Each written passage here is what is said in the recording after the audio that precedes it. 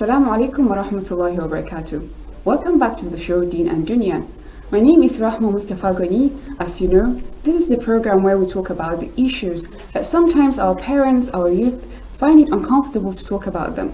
So we need to see that we bring these issues onto the table and try to find solutions. Today we have for you an interesting topic, which is matrimony. And then I have with me in the studio a special guest, Ustaz Abdulfatah Adeyemi, who is the founder of Bainakum Family Counseling. Assalamu alaikum. Wa alaikum salam wa rahmatullahi wa barakatuh. Thank you very much. I have with me also my co-host, Habiba Adamu Abdullahi. Assalamu alaikum. Wa alaikum salam.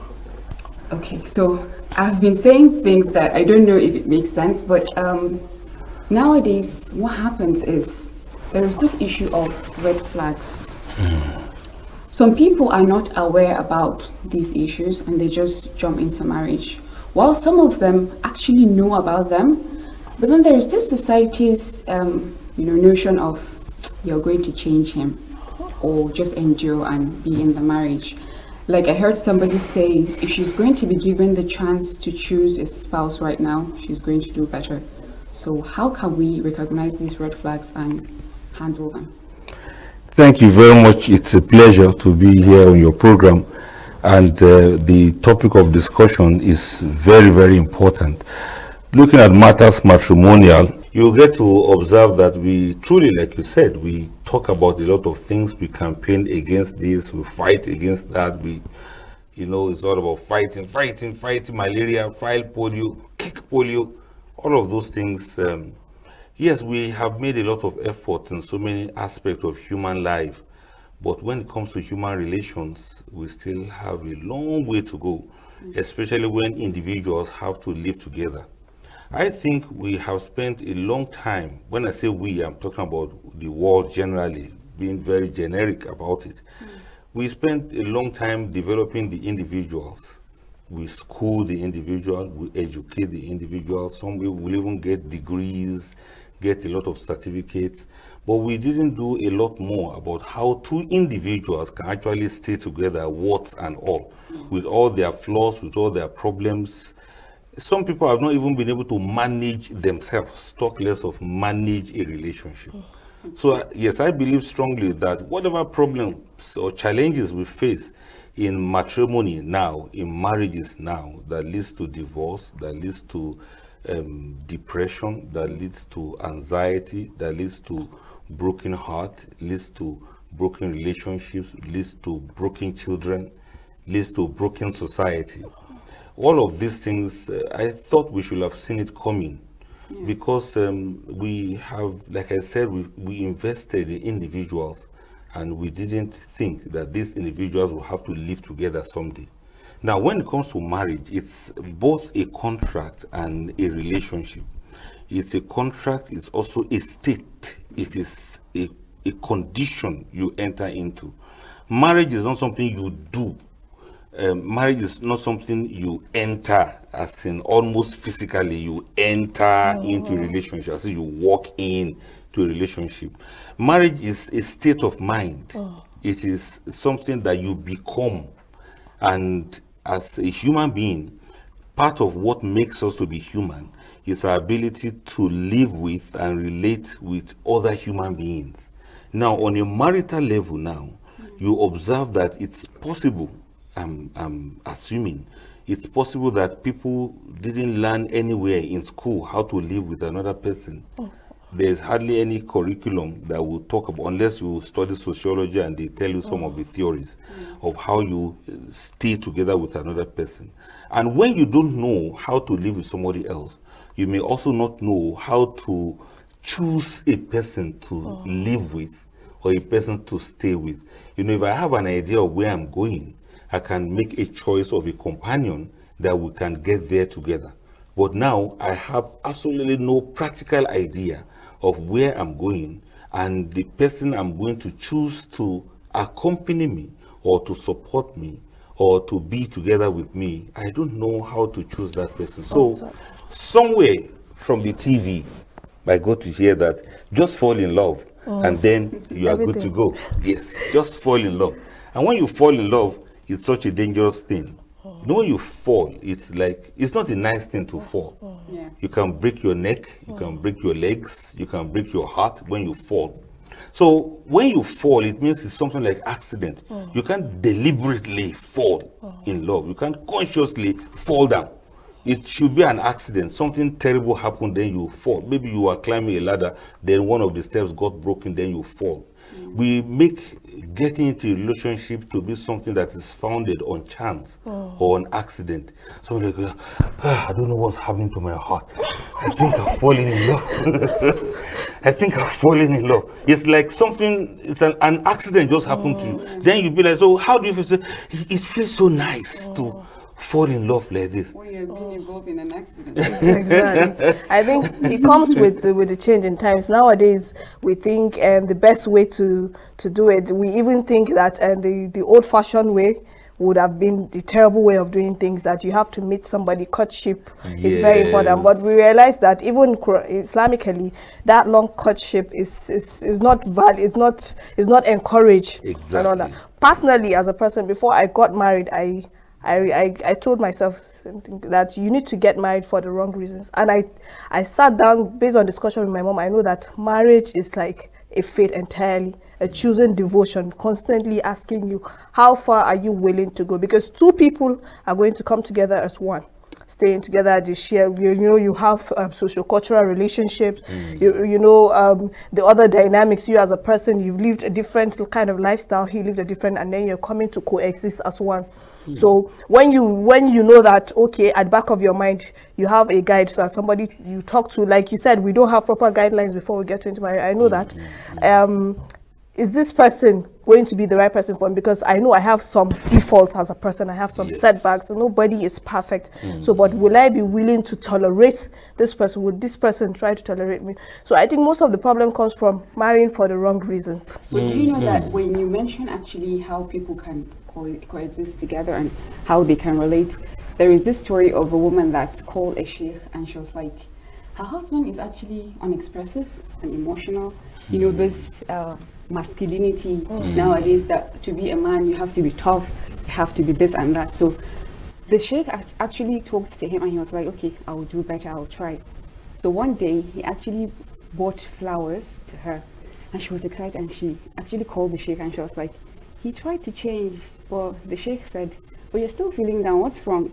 She said, when he brought the flowers, he just threw it at my face, and he was like, here's the flowers, so what next, what then? So like sometimes you would see the husband would be relating with their bosses, their friends differently, and then when they come home, it's entirely different. Entirely different. You see, what causes that is this. Marriage or marital relationship is a skill that people have to acquire. It's something that people have to learn. Nobody was born with everything intact. Nobody was born complete to say, yes, from baby, if it's a man, this is a husband baby we've just given birth to, or this is a wifey baby we've given birth to. No, we can't go to hospital and do blood tests and also do marriage tests for somebody to say, yes, we confirm this one is going to be a good marriage material. And in my own opinion, and from what I've seen over the years, it's a skill.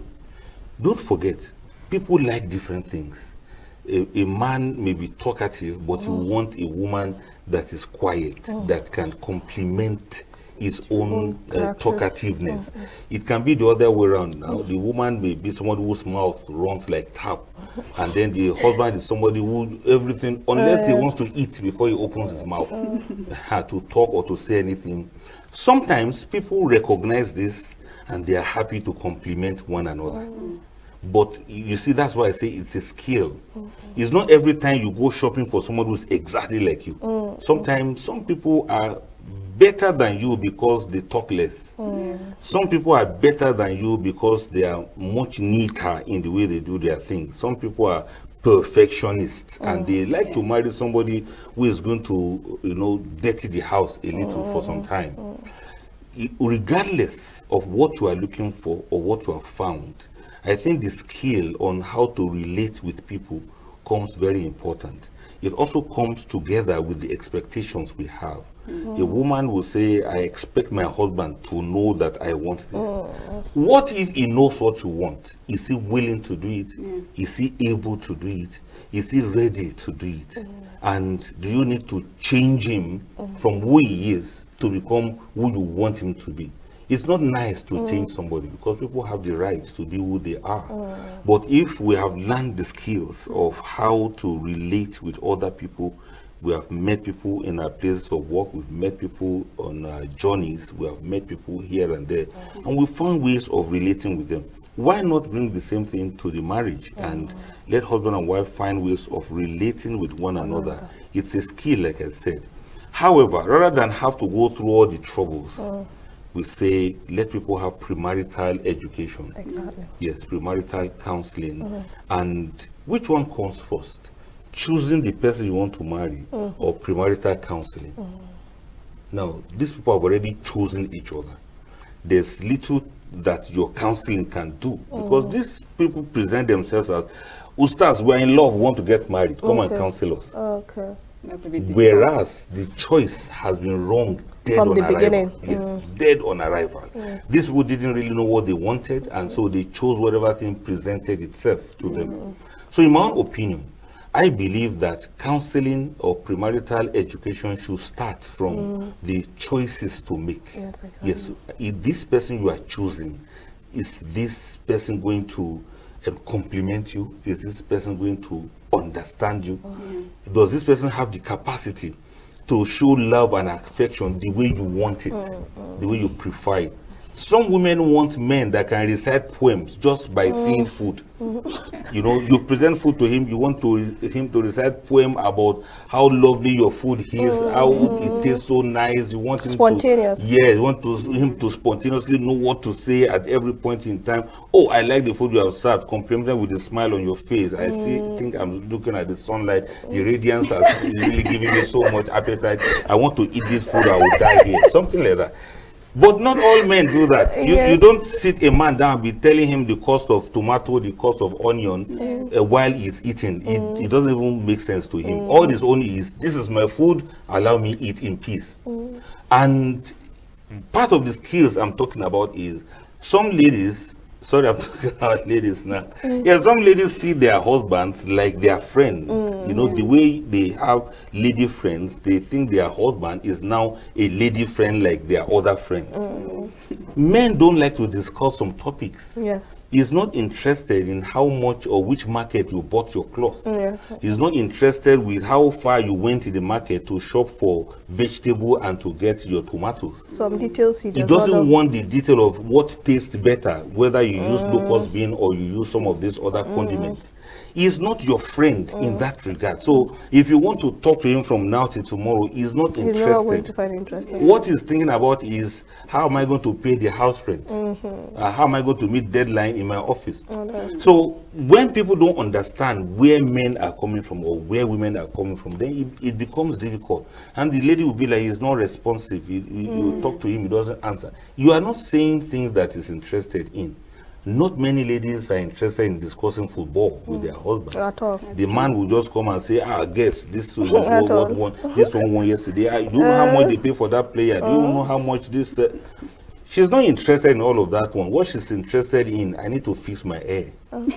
Marriage is not just you get married and then that is the end of life. So it's a series of negotiations. A So that's lot what of you're trying to tell us. His Yes. needs, her needs, understanding, Today we compromise. may quarrel over this thing, we sort it out. That doesn't mean we will not have many things to quarrel over tomorrow. How many fights makes a marriage? It's countless. Boku, plenty.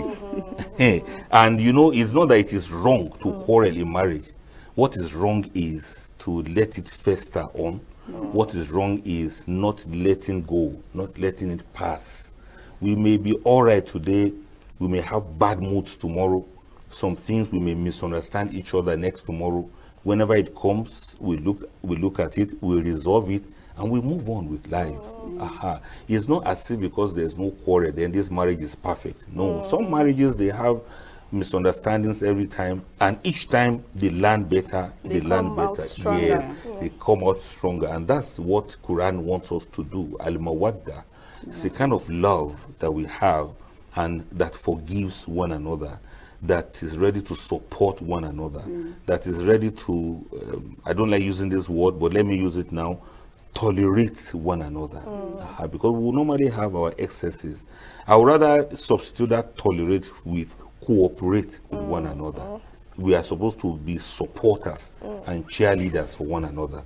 If we can understand this concept, then marriages may have the happy part of it. When they say happy married life, some people are happy but they are not married. Some people are married but they are not happy. Some people are happy and they are married but they don't have a life. So to combine the three together, possibly we need to put a lot of things in order so that the happy married life will become a reality. Yeah, dear viewers, it's still the show Deen and Dunya. This is getting interesting. And the topic is matrimony. We'll now take a short break and we'll be back, inshallah. Stay tuned.